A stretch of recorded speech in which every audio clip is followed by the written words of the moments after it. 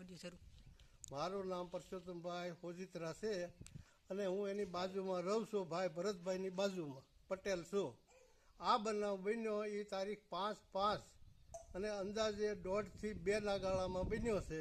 અને એ ભાઈ આવી કોઈને ખબર નહોતી એમ એ લઈ ગયો છે. પછી જેને ધમકી આપી હોય એ તો પાછો આપણને ખ્યાલ નથી, બરોબર.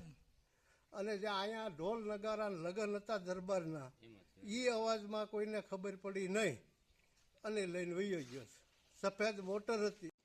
અમે 1 વાગે વાડીએ ગયા અને પછી ગાડી લઈને આવ્યો અને લઈને વયો ગયો ને જાણ મળી કે 10 છોકરીઓને લઈ ગયો છે.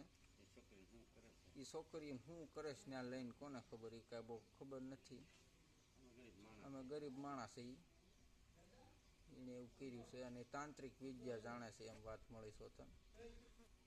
તમારું નામ શું છે અને ઘટના શું બની છે? મારું નામ ભરતભાઈ કાંતિભાઈ ખીમાણી ને ઈષ્ટામાં છોકરીને જોતીને એમાંથી ઓળખા મળે એટલે અહીંયા આવ્યા ને બેન માની બેન ભાઈ બેન સામાન રાખ્યો. પછી અમે જ્યાં વાડીયાના હતા અને અહીંથી દિવસનો 3 વાગે ફળમાં બેહાડીને વીજ કોઈને ખબર નથી.